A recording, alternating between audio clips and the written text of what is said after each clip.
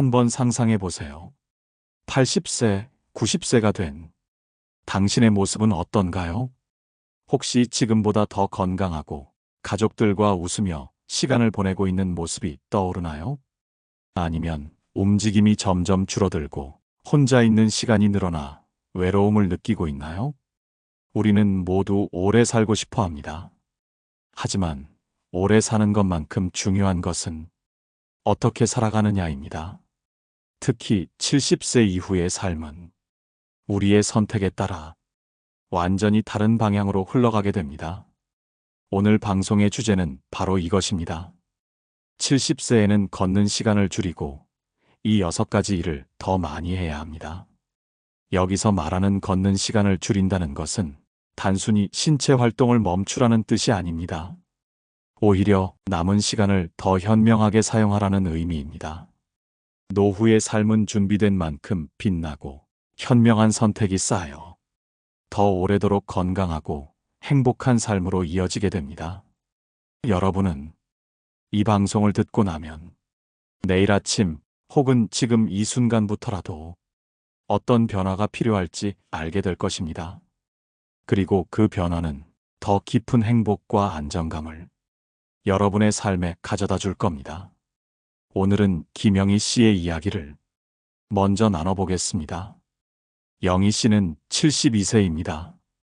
젊은 시절에는 누구보다 부지런하고 열정적으로 살아왔습니다. 하지만 은퇴 후 영희 씨의 일상은 많이 바뀌었습니다. 아침이면 동네 공원을 몇 바퀴 돌고 집에 와서 TV를 보며 시간을 보내는 것이 그녀의 하루 대부분이었습니다. 처음에는 이런 여유로운 삶이 즐겁게 느껴졌습니다. 하지만 시간이 지나면서 영희 씨는 점점 무언가를 잃고 있다는 느낌에 사로잡히기 시작했습니다. 몸은 건강한데 마음이 점점 텅 비어가는 것 같아요. 영희 씨는 이렇게 말했습니다. 그녀는 친구들과도 잘 만나지 않고 자신의 하루가 무의미하게 흘러가는 것처럼 느껴졌다고 합니다. 이런 상황에서 그녀를 바꾼 것은 평소 친하게 지내던 이웃의 권유였습니다. 영희 씨, 우리 같이 봉사활동 가보는 건 어때요? 요즘 독거노인분들께 도시락을 전해드리는 일을 하고 있어요. 처음에는 망설였습니다. 내가 이런 걸 해본 적도 없는데 과연 잘할 수 있을까? 하지만 막상 참여해보니 그것은 단순한 활동 그 이상이었습니다. 독거노인분들과 이야기를 나누고 감사 인사를 받을 때마다 영희 씨는 오래간만에 진정한 보람을 느낄 수 있었습니다. 그녀는 이렇게 말합니다. 그날 이후로 저는 더 이상 제 자신을 가만히 두지 않기로 했어요. 내가 움직이지 않으면 삶도 멈춘다는 걸 깨달았거든요. 영희 씨의 이야기는 우리에게 중요한 교훈을 줍니다. 70세 이후의 삶은 단순히 몸이 건강하다고 해서 만족스러운 것이 아닙니다.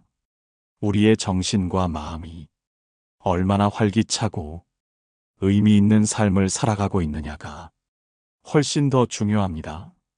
70세 이후에는 우리가 흔히 생각하는 걷기 운동 같은 신체적인 활동뿐 아니라 정신적, 감정적, 그리고 사회적인 활동도 필요합니다.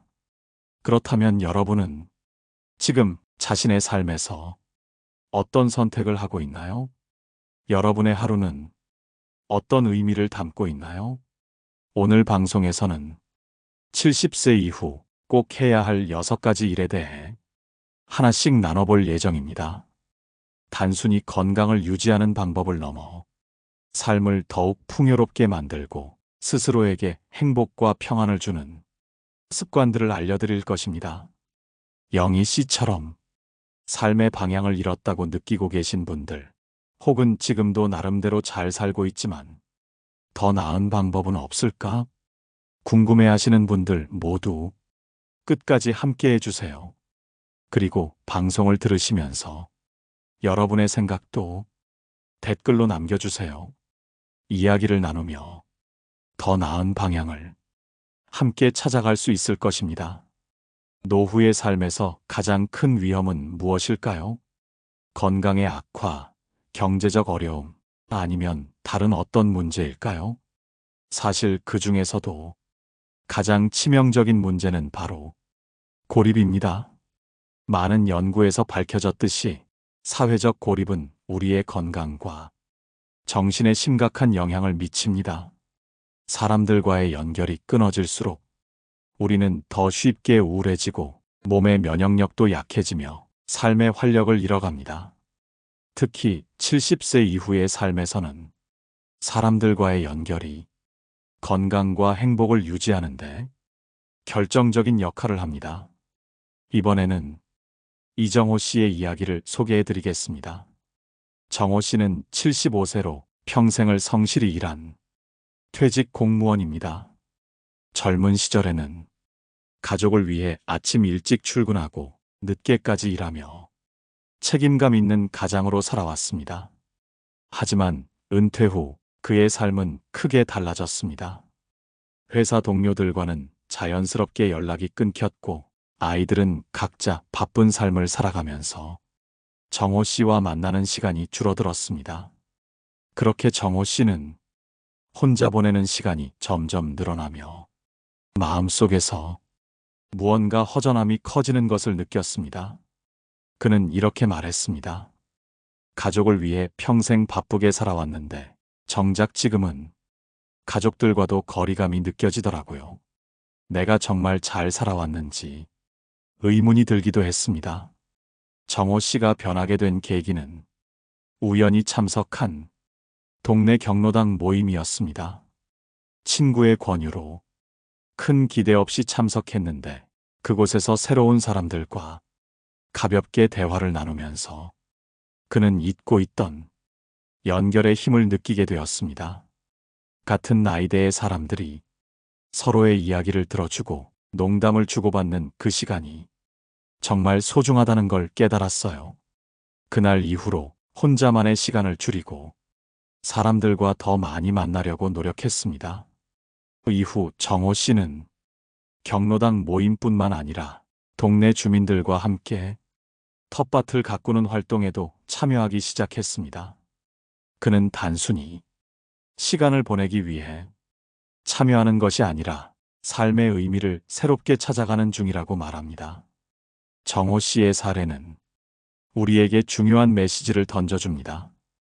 70세 이후의 삶에서 사람들과의 연결은 단순히 외로움을 달래는 것을 넘어 정신적, 신체적 건강에 지대한 영향을 미칩니다.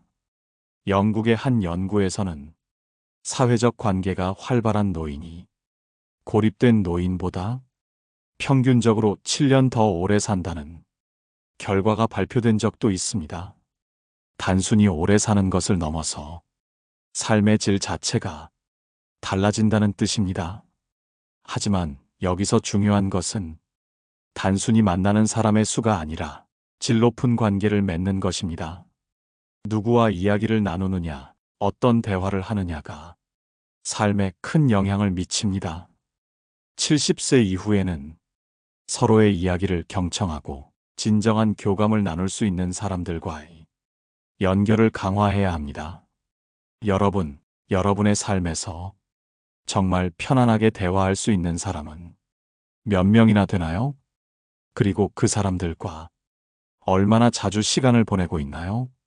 가끔 우리는 가족이나 친구와의 관계가 자연스럽게 유지될 거라 믿지만 사실 관계도 꾸준한 노력이 필요합니다. 혹시 오늘 방송을 듣고 나서 오랜만에 누군가에게 전화를 걸고 싶은 마음이 드신다면 그 마음을 꼭 실천해 보세요. 그 작은 행동이 큰 변화를 만들어낼 수도 있습니다. 오늘의 첫 번째 습관은 사람들과의 연결을 더 많이 하라는 것입니다.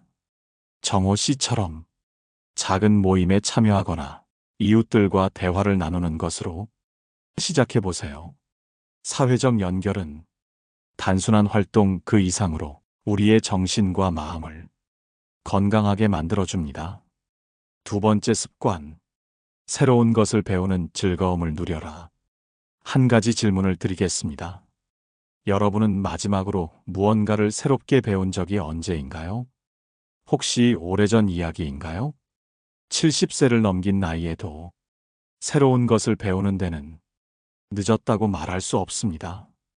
오히려 지금이야말로 삶에 새로운 활력을 불어넣을 완벽한 시기입니다. 김혜정 씨는 72세의 평범한 주부입니다. 남편과 자녀들이 모두 각자의 삶을 살아가면서 혜정 씨는 홀로 보내는 시간이 점점 많아지기 시작했습니다. 그녀의 하루는 비슷한 패턴으로 이어졌습니다. 아침에 일어나 간단히 식사를 준비하고 TV를 보며 시간을 보내다가 저녁이 되면 조용히 잠드는 일상. 어느 날 혜정 씨는 지역 문화센터에서 스마트폰 활용법 강좌를 개설했다는 광고를 보게 되었습니다. 평소에는 내 나이에 뭘 배우겠어라며 관심을 두지 않았던 혜정 씨였지만 그날은 뭔가에 이끌리듯 강좌에 등록했습니다. 첫 수업날 그녀는 자신의 스마트폰조차 제대로 다룰 줄 모르는 자신이 창피하게 느껴졌습니다. 하지만 강사와 다른 수강생들이 따뜻하게 격려해 주었고 그렇게 작은 성공 경험들이 쌓이면서 혜정 씨는 점차 새로운 도전을 즐기게 되었습니다. 혜정 씨는 이렇게 말했습니다. 처음에는 정말 어렵고 낯설었어요. 하지만 한 가지 기능을 배우고 나니 또 다른 것을 배우고 싶어지더라고요. 스마트폰으로 손주들과 영상통화도 하고 인터넷으로 요리법도 찾아보면서 제 일상이 완전히 바뀌었어요. 혜정 씨의 이야기는 새로운 것을 배우는 즐거움이 얼마나 큰 변화를 가져오는지 잘 보여줍니다.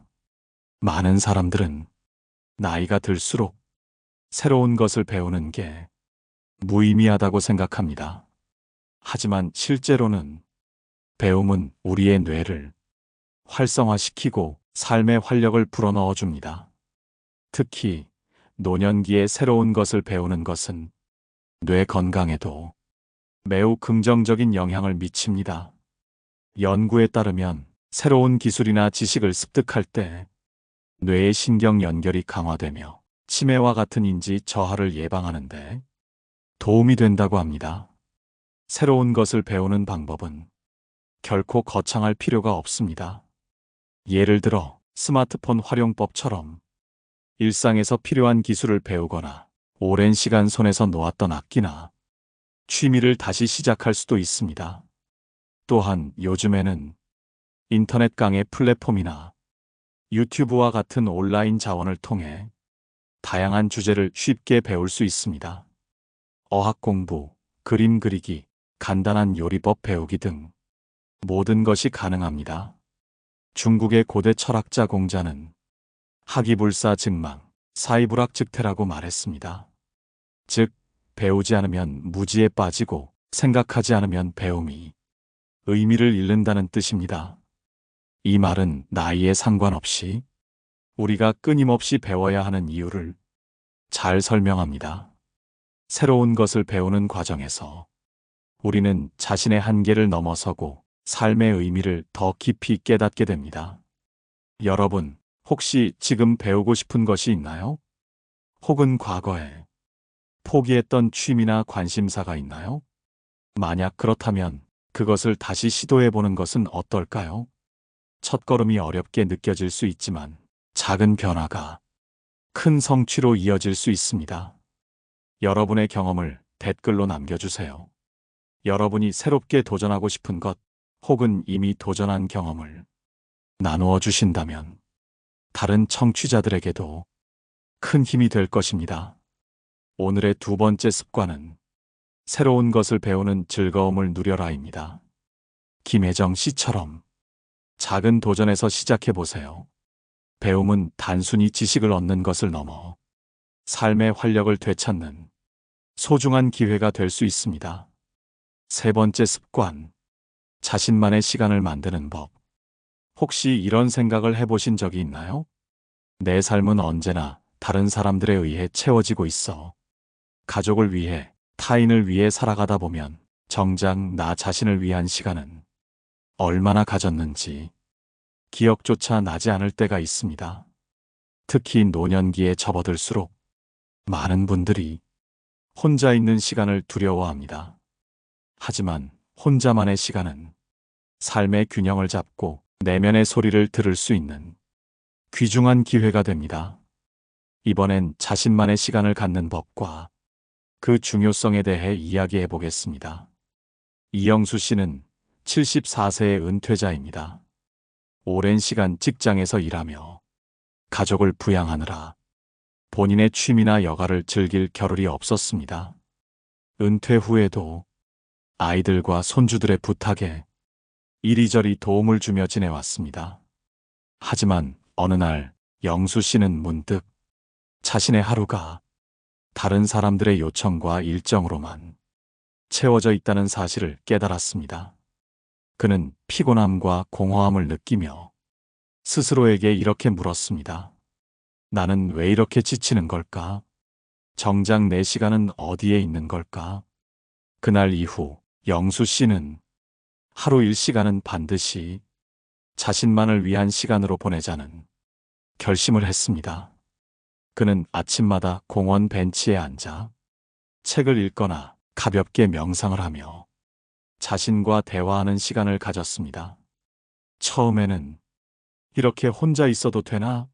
라는 낯선 감정을 느꼈지만 점차 그는 혼자만의 시간에서 커다란 만족감을 느끼게 되었습니다.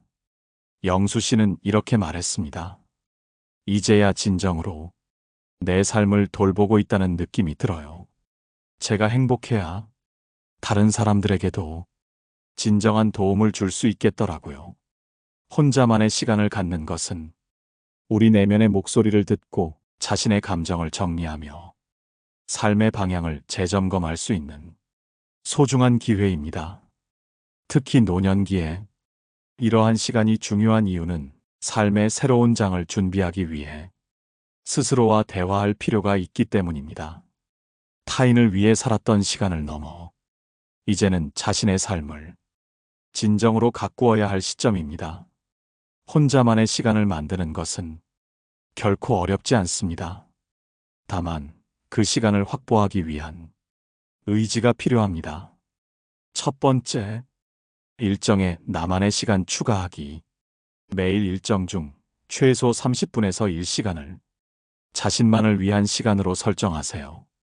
아침 일찍 일어나거나 잠들기 전 조용한 시간을 활용하는 것도 좋은 방법입니다. 두 번째, 스스로에게 질문하기. 혼자만의 시간 동안 스스로에게 질문을 던져보세요. 나는 지금 행복한가? 앞으로 어떤 삶을 살고 싶은가? 이러한 질문은 삶의 우선순위를 명확히 하는 데 도움을 줍니다. 세 번째, 창의적인 활동 시도하기.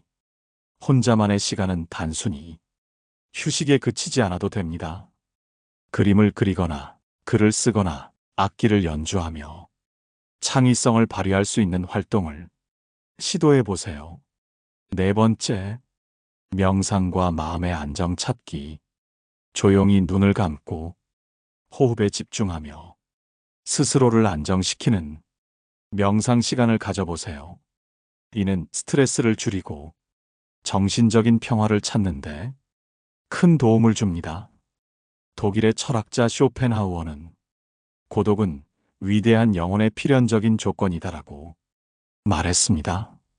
혼자 있는 시간을 가질 때 비로소 우리는 내면의 깊은 곳에서 자신을 발견하게 됩니다. 이 말처럼 혼자 있는 시간은 단순한 외로움이 아니라 스스로를 가꾸고 성장시키는 가장 중요한 시간이 될 수 있습니다. 여러분은 혼자 있는 시간을 어떻게 활용하고 계신가요? 혹시 지금까지 혼자만의 시간을 가져보지 못했다면 어떤 방식으로 시작해보고 싶으신가요? 댓글을 통해 여러분의 이야기를 나누어 주시면 감사하겠습니다. 여러분의 경험은 다른 청취자들에게도 큰 영감을 줄 것입니다. 네 번째 습관, 몸과 마음을 연결하는 작은 움직임. 여러분은 하루 동안 얼마나 몸을 움직이시나요? 노년기에 들어서면서 많은 분들이 운동하면 크게 무리하거나 격렬한 활동을 떠올립니다. 하지만 오늘 이야기할 네 번째 습관은 그런 운동이 아닙니다. 이 습관의 핵심은 작고 꾸준한 움직임으로 몸과 마음을 연결하는 것입니다. 우리는 종종 몸과 마음이 따로 노는 느낌을 받습니다. 몸은 쉬고 싶지만 머릿속 생각은 계속 바쁘거나 반대로 마음은 안정되었는데 몸이 불편할 때가 많습니다. 이런 불균형을 바로잡고 몸과 마음이 조화롭게 연결될 수 있는 작은 움직임의 중요성에 대해 이야기 나누겠습니다. 박정자 씨는 72세로 퇴직 후 오랜 시간 동안 허리 통증과 무기력함에 시달려왔습니다. 병원에선 특별한 이상이 없다고 했지만 하루 종일 소파에 앉아 TV만 보는 생활은 점점 그녀를 더 피곤하게 만들었습니다. 그러던 어느 날 정자 씨는 이웃의 권유로 근처 복지관에서 진행하는 가벼운 움직임 프로그램에 참가하게 되었습니다. 그 프로그램은 격렬한 운동 대신 10분 동안 몸을 가볍게 스트레칭하거나 음악에 맞춰 천천히 걷는 방식으로 진행되었습니다. 처음엔 이게 무슨 효과가 있을까? 라는 의구심이 들었지만 일주일 만에 그녀는 몸이 한결 가벼워지고 마음 또한 안정되는 것을 느꼈습니다. 운동이라는 게 거창한 게 아니더라고요. 그냥 매일 내 몸을 조금만 움직여주는 것만으로도 삶이 훨씬 나아지더라고요. 정자 씨는 이제 아침마다 10분씩 음악을 틀어놓고 집안에서 춤을 추거나 스트레칭을 하고 있습니다. 그 작은 움직임이 그녀의 하루를 활기차게 만들었습니다.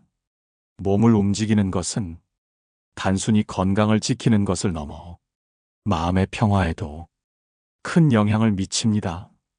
첫째, 신체적 효과. 가벼운 움직임은 근육을 풀어주고 혈액순환을 원활하게 합니다. 특히 노년기에 적절한 움직임은 관절 건강을 유지하고 일상생활의 독립성을 유지하는데 큰 도움을 줍니다. 둘째, 정신적 효과. 몸을 움직이면 행복 호르몬이라 불리는 엔도르핀과 세로토닌이 분비됩니다. 이는 우울감과 불안을 완화시키고 긍정적인 마음 상태를 유지하도록 돕습니다. 셋째, 마음과 몸의 연결. 규칙적인 움직임은 몸과 마음 사이의 균형을 잡아줍니다. 움직임을 통해 스스로를 돌보는 시간을 가질 때 우리는 내면의 평화를 찾을 수 있습니다. 작은 움직임은 일상생활에서 누구나 쉽게 시작할 수 있습니다. 다음은 여러분이 바로 실천할 수 있는 몇 가지 방법입니다. 첫째, 아침 스트레칭. 아침에 일어나자마자 10분 정도 가벼운 스트레칭을 해보세요. 목을 천천히 돌리거나 팔과 다리를 뻗으며 몸을 깨우는 데 집중하세요. 둘째, 리듬에 맞춘 간단한 움직임. 좋아하는 음악을 틀어놓고 리듬에 맞춰 몸을 움직여 보세요. 춤을 추듯 가볍게 움직이는 것만으로도 기분이 좋아지고 몸이 활력을 얻습니다. 셋째, 계단 이용하기. 엘리베이터 대신 하루에 한두 층 정도는 계단을 이용해 보세요. 무리하지 않는 선에서 작은 움직임을 늘려보는 것입니다. 넷째, 산책하기. 걷기는 가장 간단하면서도 효과적인 움직임입니다. 특히 주변 자연을 느끼며 천천히 걷는 산책은 몸과 마음 모두를 편안하게 만들어줍니다. 심리학자 윌리엄 제임스는 행동은 마음을 바꾼다라고 말했습니다. 우리의 작은 움직임은 단순히 몸을 변화시키는 데 그치지 않고 마음을 새롭게 하고 삶을 긍정적으로 바꿉니다. 노년기에 무리한 운동은 오히려 독이 될 수 있습니다. 하지만 매일 10분 작은 움직임을 실천하는 것만으로도 몸과 마음은 균형을 이루며 삶의 질이 달라질 것입니다. 여러분은 어떤 방식으로 몸을 움직이고 계신가요? 오늘 말씀드린 방법들 중 시작해보고 싶은 것이 있다면 댓글로 나눠주세요. 혹시 이미 실천 중인 방법이 있다면 그 경험도 함께 공유해 주시길 바랍니다. 여러분의 이야기는 다른 분들에게도 큰 영감과 동기부여가 될 것입니다. 오늘의 네 번째 습관은 몸과 마음을 연결하는 작은 움직임이었습니다. 거창하지 않아도 괜찮습니다. 작고 꾸준한 움직임만으로도 삶의 균형을 되찾을 수 있습니다. 다섯 번째 습관, 배움의 즐거움을 되찾는 법. 여러분은 최근 언제 새로운 것을 배워본 적이 있으신가요? 혹시 나이가 들수록 이제 뭘 배워서 뭐 하겠어? 라는 생각으로 새로운 배움을 멀리하고 계시진 않으신가요? 하지만 배움은 단순히 무언가를 익히는 것을 넘어 삶의 생기를 불어넣고 마음을 젊게 만들어줍니다. 오늘 말씀드릴 다섯 번째 습관은 배움의 즐거움을 되찾는 것입니다. 노년기의 배움은 삶의 질을 높이는 중요한 요소입니다. 김민호 씨는 74세로 한때는 회사의 임원으로서 바쁘고 역동적인 삶을 살았습니다. 퇴직 후에는 그저 편히 쉬며 남은 여생을 즐길 생각이었죠. 하지만 시간이 지날수록 하루가 지루하고 무의미하게 느껴졌습니다. TV나 보고 잠만 자는 게 내 인생의 전부라니. 이러려고 평생 일한 건 아니었는데 그는 점점 우울감에 빠져갔습니다. 그러던 어느 날 동네 도서관에서 열린 컴퓨터 기초 강좌 광고를 보게 되었습니다. 이 나이에 뭘 배우겠냐는 생각에 망설였지만 가벼운 마음으로 등록했습니다. 그는 처음 컴퓨터를 배우며 아이처럼 설렘을 느꼈습니다. 처음엔 키보드 치는 것도 힘들었지만 이제 손주들과 이메일로 소통할 수 있게 됐어요. 민호 씨는 컴퓨터 강좌 이후에도 스마트폰 사진 편집, 유튜브 동영상 제작 등 다양한 배움을 이어갔습니다. 그는 새로운 기술을 배우며 삶이 새롭고 흥미로워졌다고 말합니다. 배운다는 게 이렇게 재밌는 일인지 예전엔 몰랐어요. 지금은 하루하루가 기대됩니다.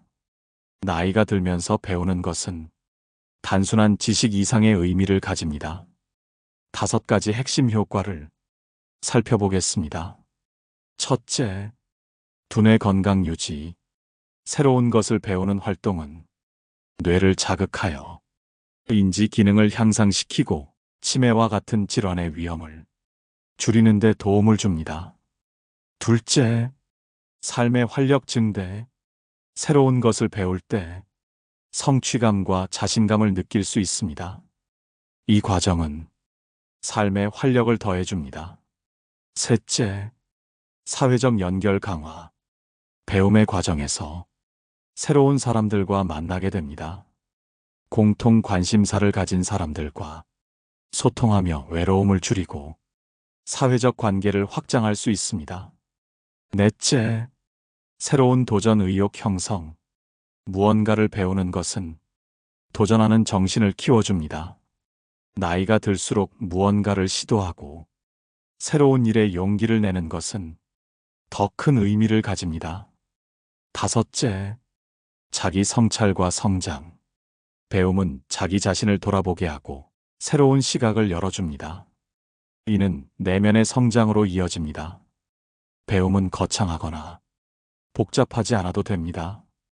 다음은 누구나 쉽게 시작할 수 있는 추천 활동입니다. 첫째, 외국어 배우기. 가벼운 수준에서 새로운 언어를 배우는 것은 뇌를 자극하고 여행과 같은 새로운 경험이 문을 열어줍니다. 둘째, 디지털 기술 익히기. 스마트폰 활용법이나 사진 편집, 이메일 사용법 등 기술 관련 강좌는 실생활에서도 유용합니다. 셋째, 예술 활동 참여. 그림 그리기, 서예, 음악 등 예술 활동은 감정을 표현하고 마음을 안정시키는데 큰 도움을 줍니다.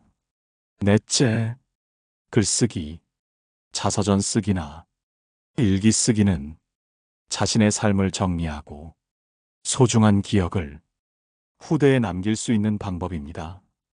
다섯째, 지역 문화 강좌 수강. 도서관이나 복지관에서 제공하는 무료 강좌를 활용해 보세요. 지역사회와 연결되고 새로운 지식을 얻을 수 있습니다. 흥미를 따라가세요.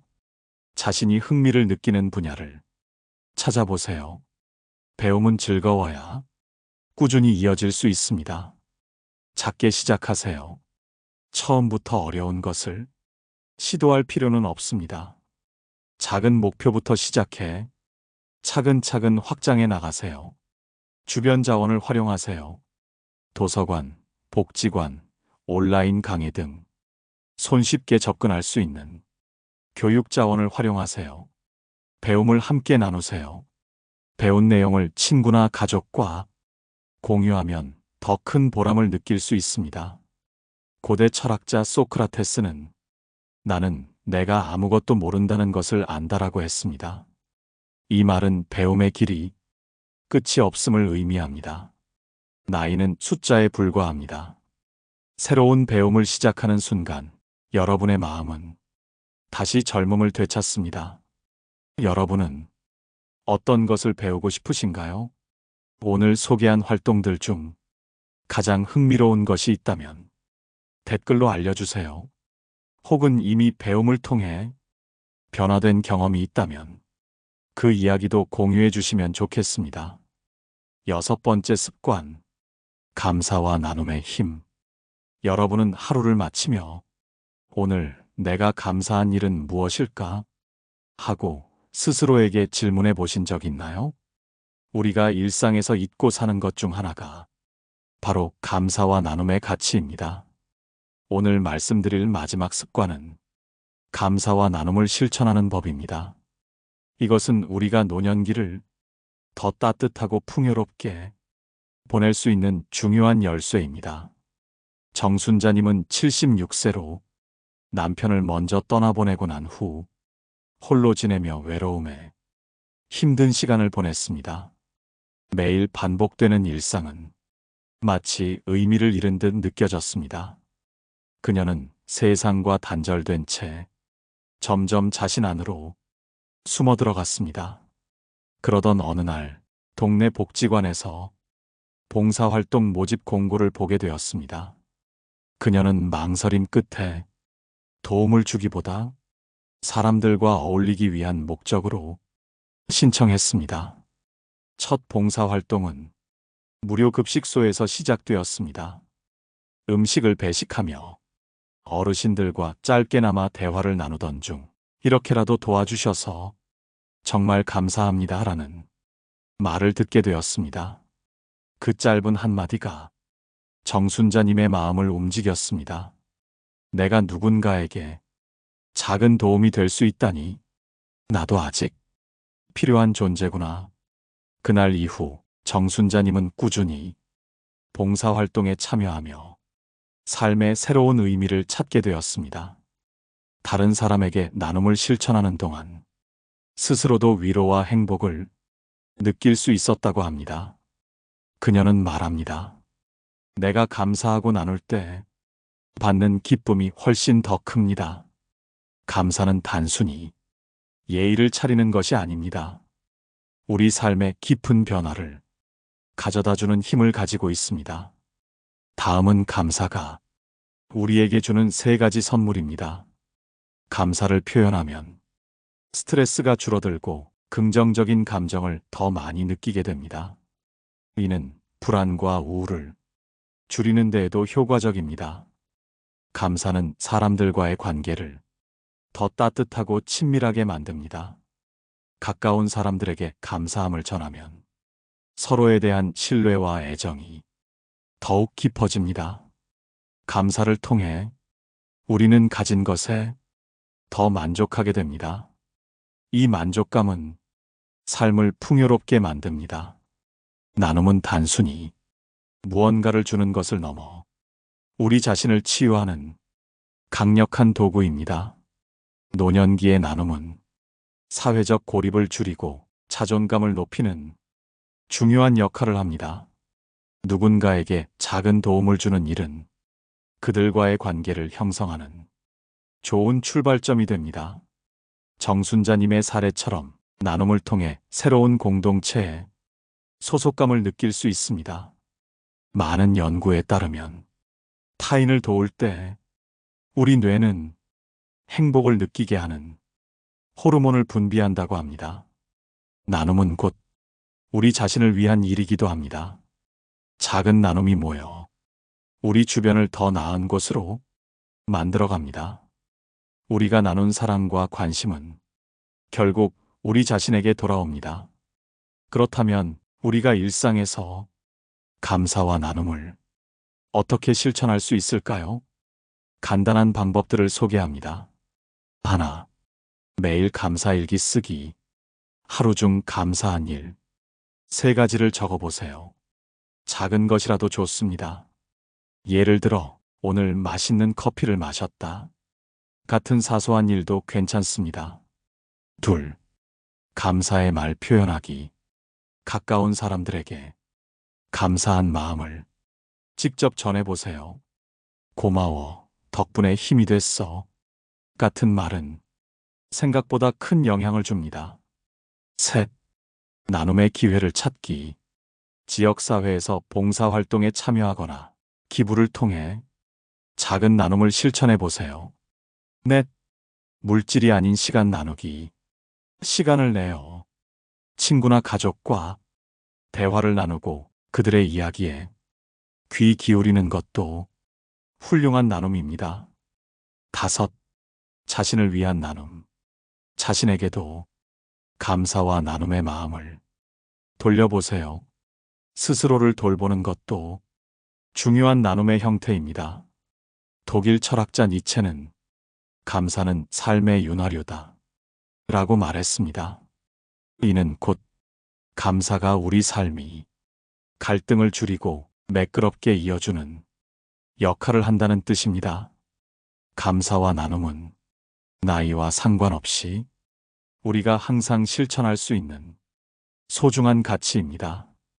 여러분이 감사했던 순간이나 나눔을 통해 경험한 따뜻한 이야기가 있다면 댓글로 나눠주세요. 그 작은 이야기가 다른 이들에게 큰 울림이 될 수 있습니다. 혹은 이번 방송을 듣고 감사나 나눔을 실천해보고 싶은 계획이 있다면 그것도 들려주세요. 여러분의 참여가 이 방송을 더 풍성하게 만듭니다.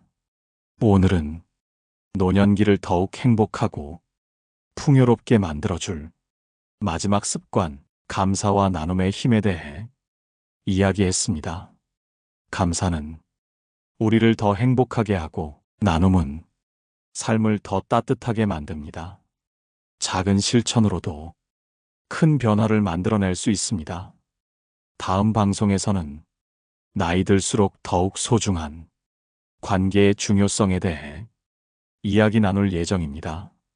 건강한 인간관계가 우리 삶에 미치는 긍정적인 영향을 다양한 사례와 함께 소개할 테니 꼭 기대해 주세요.